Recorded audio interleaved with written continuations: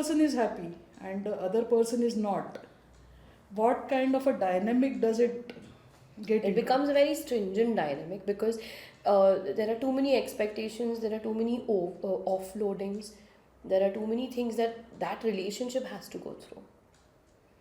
And in that case, what does a happy person do?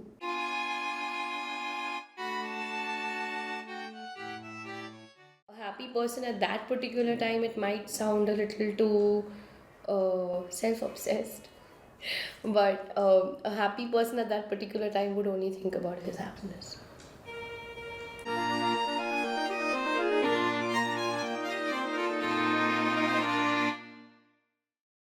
Because again, I would like to again say this many times if I have to. The burden of a relationship going down, the burden of a relationship not doing well, is not to be carried by only one person in the relationship. So that when we talk about relationship, there are two people, right? So both the people have to assess, if possible, reassess themselves, their projections, and their contributions in that particular co-creation.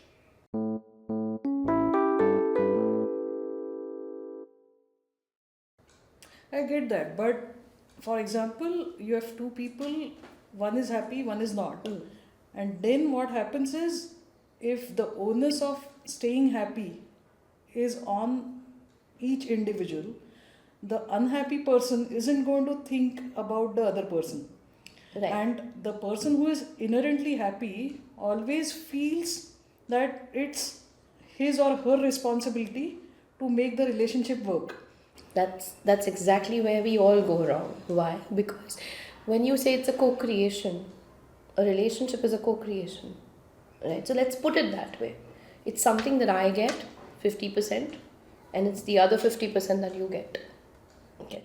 So if I know my 50% is based authentically on myself, and I have the complete onus of it, and I know I'm doing my part of the job, what about you doing yours?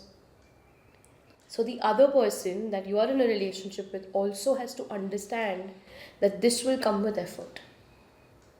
And effort will matter only and only when the connection is authentic. Okay. See, by that I mean that if there is love, if there is admiration, if there's appreciation, if there is thought, but then that also has to be authentically expressed By? by both. By both, because it's a co-creation. You can't say, okay, I'm feeling all this, but then what about you? Or the other person, okay, I'm only taking it, but what about the giving part? It has to be tandem, it has to be together, and the effort will be taken only and only when there is commitment to this. Yeah, but that's the point I'm trying to make. The person who is happy will play his or her part, Yeah. but the other person doesn't. But the person who is playing the part doesn't always have the guts, or maybe that person is so good that he doesn't realize that he's giving it all, the other person is not, but he simply can't put it across. Then in that case, the sad part probably here is that the person who's also giving in is probably not as authentically happy. Reassessment of happiness is important. Am I really happy just giving and not receiving? Maybe I'm not happy. So then again, the entire relationship comes under scrutiny.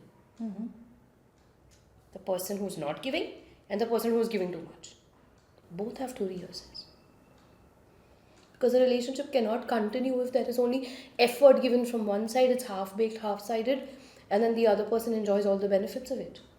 Because both the persons involved in that relationship are probably suffering. Am I really happy when I give? Or would I be equally happy if I receive also? But that's about the reassessment that everybody has to do. Okay. And this is true, I should like to tell you, this is true with every relationship. Not only romantic, not only love related, not only parent child, every relationship, including friendship.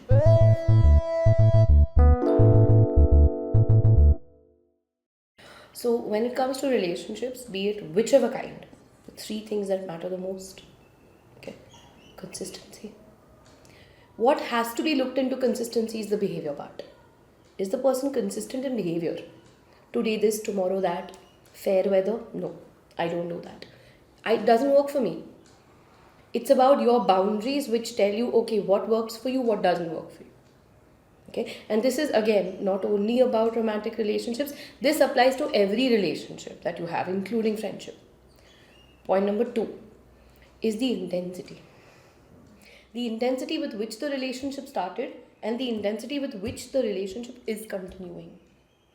Is it the same?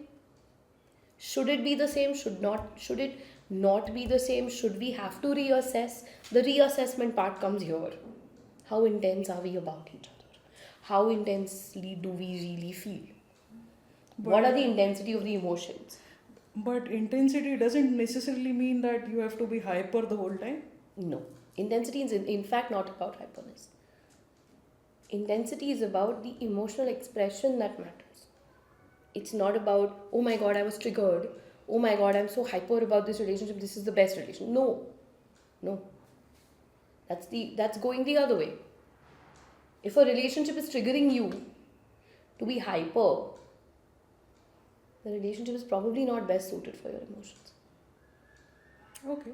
Because a relationship in intensity should be able to help you express emotionally. So that's the intensity part. And the third most important thing is attention. Many of us, absolutely a lot of us, the best of us, we forget intention, don't we? What is the intention of this relationship? Does this relationship have purpose? Are we going somewhere? Does this relationship have goal?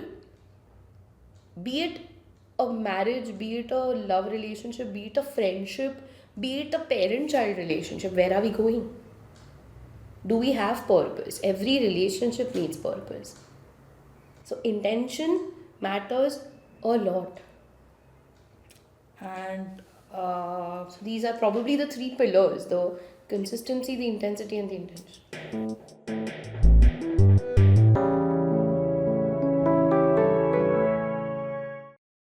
Coming to the person who's giving too much. Okay. Now, yes, relationships are efforts. Okay. When you say I want to be in a relationship, I want to keep that relationship, you are giving effort. Effort matters. You have to be effortful. But again, should I be effortful at a place where I'm not getting anything? And how much is that effort going to cost me? Important is, what is the cost of that effort?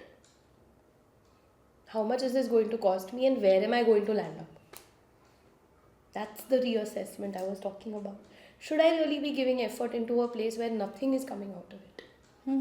Then why should I? It's like banging your head against the wall. It's as good as that, or as bad as that, probably.